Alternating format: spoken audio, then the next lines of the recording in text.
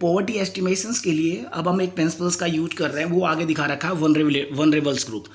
Class 9th when we started, we find that social scientists look two important component, that is one is the vulnerability and the second the most important is the social exclusion. Have you remember that? एक vulnerability था आपका और एक दूसरा आपका social exclusions था.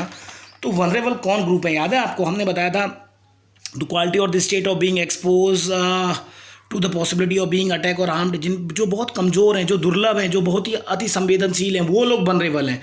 तो हमने कहा था वो फिजिकली हैंडीकैप्ड हो सकते हैं, वीडियो हो सकती है, अलग अलग कास्ट ग्रुप हो सकते हैं. तो ये जो वनरेबल हैं, अगर हम पॉवर्टी को अगर हम स्टडीज़ करते हैं, तो जैसे हम पॉवर्टी को एस्टिमेट करने की कोशिश कर रहे हैं पॉवर्टी के एस्टिमेट्स में, तो हम एक तरीके से देखने की कोशिश करते हैं.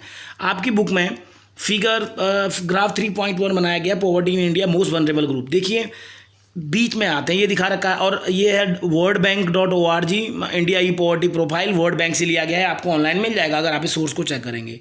ये एवरेज इंडियन पॉवर्टी रेशियो, यानी कि भारत में जो गवर्नमेंट ने कहा था, हमने यहाँ लिस्ट में देखा था कि गवर्नमेंट ने ये कहा था कि हमारे पास 2011-12 तक कितने हैं, सिर्फ 22% है टोटल. देखा, इतने अर्बन इतने रूरल, टोटल 22% है. 22% एवरेज इंडियन का पॉवर्टी रेशियो है, यानी कि औसत भारतीय, अगर आपके देश में 100 लोग हैं तो 22 इसमें क्या है, below the poverty line. Below the poverty line का मतलब क्या है कि जो मिनिमम बेसिक रिक्वायरमेंट एक डिसेंट लिविंग के लिए चाहिए, डिसेंट तो नहीं, एक सस्टेन करने के लिए चाहिए, वो इनके पास नहीं है. तो हर ग्रुप में ऐसा होना चाहिए, लेकिन ऐसा नहीं है. जो वनरेबल ग्रुप है वो ज़्यादा पुअर है. इसमें देखिए पहला आते हैं शेड्यूल ट्राइब. शेड्यूल टाइप्स वो हैं जो आदिवासी जिनको बोलते हैं, जो लोग ज़्यादातर जंगलों में या भारत के रिमोट एरियाज़ में, हिल में, नॉर्थ ईस्ट में या हार्टलैंड में, सेंट्रल इंडिया में रहते हैं, वो शेड्यूल ट्राइब्स हैं. अगर पूरे देश में 100 लोग हैं तो उनमें 100 में से 22 लोग पुअर हैं, मान रहे हैं एवरेज इंडियन है.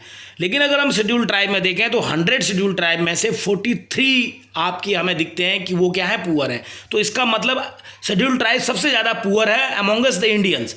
इसी तरह से शेड्यूल्स कास्ट है, यानी अनुसूचित जाति, जिनमें अनटचेबल ग्रुप्स भी आते हैं. तो अगर 100 लोग देश में गरीब हैं तो उनमें से एवरेज था 22, लेकिन अगर शेड्यूल ट्राइब्स हैं तो उनमें से 100 है तो 100 में से लगभग 30 लोग पुअर हैं. इसी तरह से अगर हम देखें तो गाँव में क्या होता है, रूरल में, बेटा गाँव में कौन गरीब है, गाँव में 100 में से, तो एवरेज देश का है, लेकिन गाँव का एवरेज है 100 में से 34 हुए हैं जो कैसे लेबर है, जो कैजुअल लेबर है. ठीक है, जो कैजुअल लेबर है, जिनके पास ज़मीन नहीं है वो हैं, और शहरों में भी हैं जिनके पास, अर्बन एरियाज़ में भी हैं जिनके पास कैजुअल लेबर है, नॉन फार्म एक्टिविटीज़ में काम करते हैं, किस खेतों के अलावा काम करते हैं, तो वो लोग गरीब है. तो हम देख रहे हैं एवरेज तो 22 है, लेकिन भारत में within the entire population schedule tribe and the schedule caste as for the social combinations, caste combinations का सवाल है तो ये सबसे पुअर है.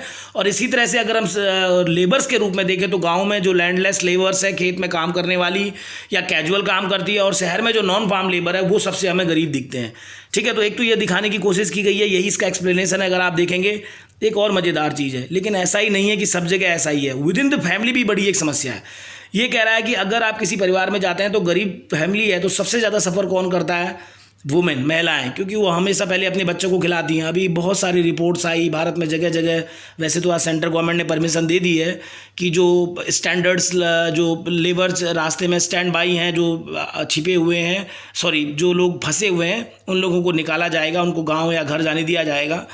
अभी एक वीडियो आया, उसमें दिखाया गया कि वहाँ पे 10 लोग हैं, उनको कुछ खाना दिया जा रहा है, तो खाना बहुत कम है. तो क्या कर रहे हैं कि वो महिलाएं और बुजुर्ग लोगों को नहीं खिला रहे हैं, पहले छोटे बच्चों का पेट भर रहे हैं. घर में भी यही होता है, जब खाना कम होता है तो सबसे पहले महिलाएं भूखी रहती हैं, क्योंकि सबसे लास्ट में खाती हैं. एल्डरी पीपल को कम दिया जाता है और बच्चों को दिया जाता है. लेकिन फीमेल इन्फेंट जो होती हैं, जो बच्चा पैदा होता है छोटा उम्र का, अगर उसमें महिला बच्चा है तो उसको भी कम दूध दिया जाएगा, लेकिन बॉयज़ के लिए स्पेशल मिल्क लाया जाएगा. ऐसा बहुत सारे केसेस देखे गए हैं. इन लोगों को specially with in the family अगर फूड कम है तो सबसे ज़्यादा असर इन पे पड़ता है. तो हम देखेंगे, हमने 2 चीज़ देखने की कोशिश करी. एक तो देखने की कोशिश करी देश में 22% पुअर है, जो लेटेस्ट डेटा हमारे पास है. बहुत दर्दनाक ये है कि 2011-12 के बाद हमारे पास कोई डेटा अवेलेबल नहीं है इस तरह का.